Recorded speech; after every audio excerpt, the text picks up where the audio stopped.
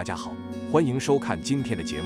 在这个世界上，每个人都渴望享有健康和长寿的生活。面相学提供了一种方法，通过观察面部特征来推测个人的寿命。如果通过面相分析，你得知自己可能面临的寿命挑战，不必过于担忧。通过调整日常生活习惯，加强体育锻炼和关注健康养生，实际上可以在很大程度上帮助延长寿命。那么，你是否好奇哪些面相特征可能暗示着寿命短暂呢？让我们一起探索这些面相特征。有这些短命的面相，赚的钱再多也无福享受。一、看眼神，眼中之神随着健康情况而变化。眼中神足者，健康状况良好，遇小病也能很快康复。短寿之人眼神滞呆、散落、飘散，或是迎风流泪，两眼暗淡无光、无神采、无生机，眼泡淤肿，似深秋草木之衰竭，如细流之干涸，常给人似睡非睡的感觉。二、看眉心，眉心即为印堂，在面相中，印堂为命宫之所在。如果两眉毛相交，好像一节一节的形状，眉毛侵入印堂，就是短寿的相格，预示其人很可能活不过40岁，而且妨害妻子和儿女，破财。眉心印堂处有任何纹痕，都会影响健康。如果带青色而且杂乱，也是短寿的征兆。三、看鼻子，在面相中，鼻梁上部到山根位置称为极恶宫，此部位饱满高耸，直贯印堂者，先天体质优越，一生较少生病，偶尔有病也很快康复。假如此处生的低陷、断裂、尖削，有乱纹或痣痕，往往身体欠佳，容易生病，属于先天体质弱者。如果两耳、人中及下巴生的相格良好的话，即使极恶宫不佳，也不会影响长寿，只表示一生中健康状况不稳定，时常生病，略影响生活质量而已。四、看耳朵，肾开窍于耳，肾是生命活力的发动机，是先天之本。耳相生的形质厚而大，耳垂肥大，色泽红润，紧贴大脑，主肾功能完好发达，精力旺盛，为长寿之象。反之，假如两耳枯槁、瘦小、肉薄，耳垂小，两耳色泽如灰或带黑色，主寿线不长。不过相不独占，还要配合面部的其他部位综合来看，不能单凭此点下结论。看人中，中医认为人中是任督二脉的交汇之点，是奇经八脉的总纲，统帅人体的阴阳二气，因此人中是人体的要害部位之一，是阴阳之气平衡的总枢纽。此部位主子女和寿命。人中深、长、阔的健康长寿者多，反之短、浅、细的体弱短寿者多。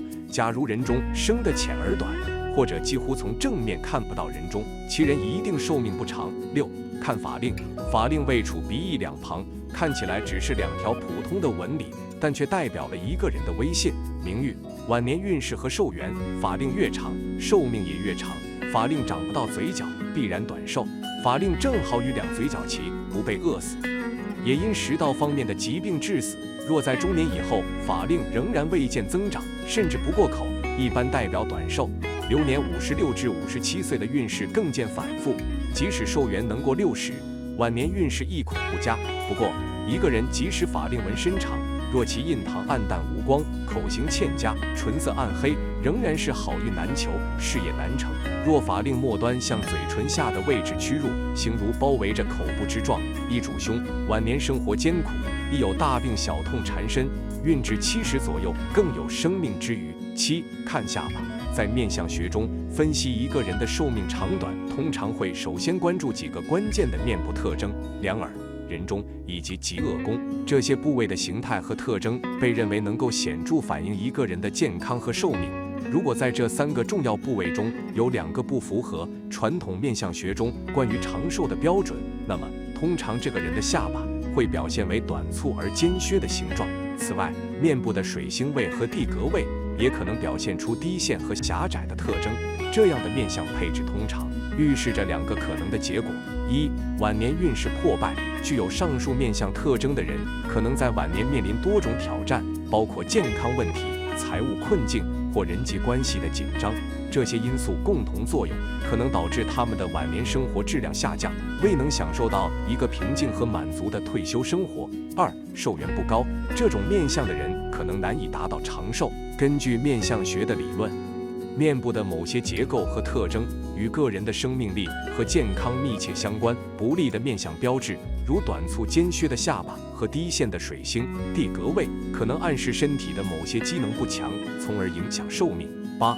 看整个面部气色，富态之人的面部润泽、油光铮亮，或者是白里透红，也就是我们通常所说的容光焕发。面部肌肉坚实而有弹性，短瘦之人面色灰暗，满面晦气，其面部肌肉松弛臃肿，而且通常都不太干净，要么布满雀斑，要么遏制星罗棋布，致有吉凶之别。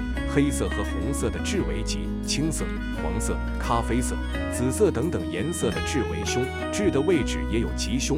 短瘦之人的痣常常长在两嘴角的上方，或者长在人中里，并且比较大。说完短命，那么大家都知道，长寿之人必心宽，长寿之人必面善。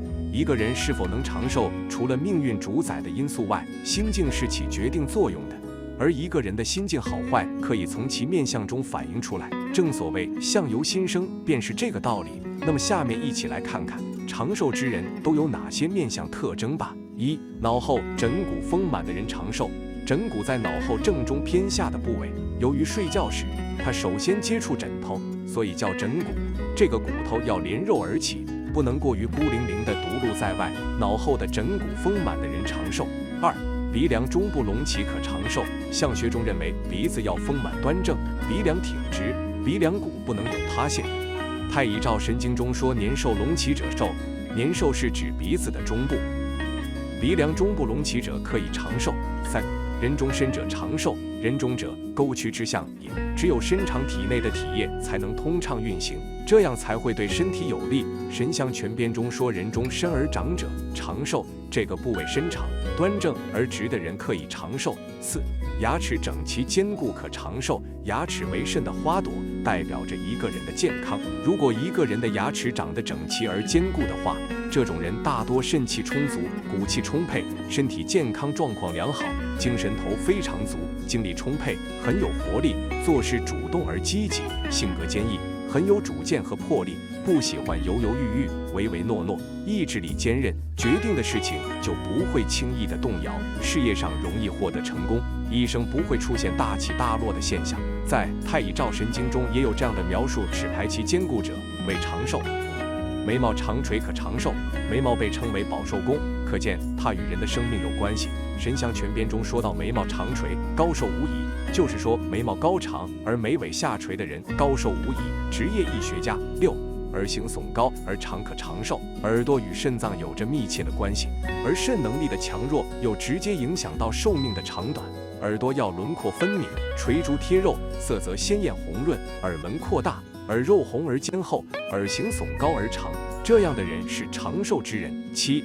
目有神光者可长寿。中医学的观点非常注重观察神的存在与否，主要是指观察眼中的光彩。太乙照神经中说，目有神光者寿。我们常说的眼炯炯有神，就是这个意思。8. 法令纹长可长寿。法令位处鼻翼两旁，看起来只是两条普通的纹理，但却代表了一个人的威信、名誉、晚年运势和寿元。法令越长，寿命也越长。法令长不到嘴角，必然短寿。法令正好与两嘴角齐，不被饿死，也因食道方面的疾病致死。若在中年以后，法令仍然未见增长，甚至不过口，一般代表短寿。流年56至57岁的运势更见反复，即使寿元能过60，晚年运势亦恐不佳。不过，一个人即使法令纹深长，若其印堂暗淡无光，口型欠佳，唇色暗黑，仍然是好运难求，事业难成。若法令末端向嘴唇下的位置屈入，形如包围着口部之状，亦主凶，晚年生活艰苦，亦有大病小痛缠身，运至70左右更有生命之余。9.